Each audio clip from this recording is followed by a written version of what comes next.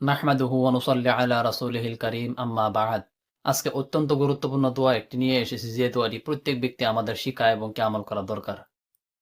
দোয়াটি হলো, যদি কোনো ব্যক্তি ঘর থেকে বাহির হয়ে সফরে যায় বা ঘর থেকে বাহির হয়ে যানবাহনে চলাফেরা করে, তখন এই দোয়াটি অবশ্যই পড়ে নিতে হবে। কারণ এই দোয়াটি যদি আপনি পড়ে ঘর থেকে বাহির হন, আপনি যে জায়গায় যান না কেন, তখন কিন্তু আল্লাহ রাব্বুল আলামিন আপনার উপর কোনো ধরনের বালা মুসিবত আসতে দিবে না। আর এই দোয়াটি কোরআনের একটি আয়াতের অংশ এবং কি হাদিসের মধ্যে এই দোয়ার বিষয়ে উল্লেখ রয়েছে। তাহলে এই দোয়াটি অত্যন্ত গুরুত্বপূর্ণ। আসুন আমরা দোয়াটি দেখে নেই এবং কি জানার চেষ্টা করি।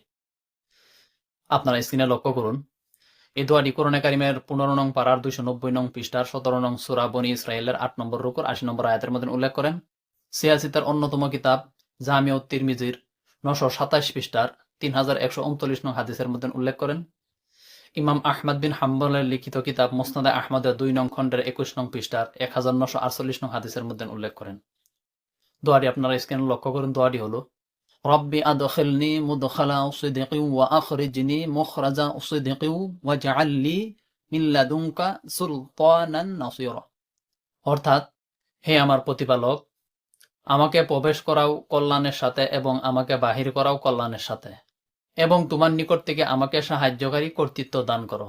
অর্থাৎ, আমরা যখন ঘর থেকে বাহির হব, তখন আল্লাহ রাব্বুল আলামিন যেন আমাদেরকে সহি সালামত ঘর থেকে বাহির করে আবার সহি সালামত ঘরে ফিরে আনেন। তাহলে আসুন, এই দোয়াটি অত্যন্ত গুরুত্বপূর্ণ এবং প্রয়োজনীয়। তাহলে এই দোয়াটি আমাদের প্রত্যেক ব্যক্তি শিখা এবং আমল করা দরকার, এবং কি অন্যজনকেও শিকার জন্য সুবিধা করে দেওয়া দরকার। তাহলে আসুন আমরা সবাই মিলে দোয়াটি শিখি এবং কি আমল করার চেষ্টা করি। আল্লাহ রাব্বুল আলামিন আমাদের সবাইকে আমল করার তৌফিক দান করুন। আসসালামু আলাইকুম ওয়া রাহমাতুল্লাহি ওয়া বারাকাতুহু।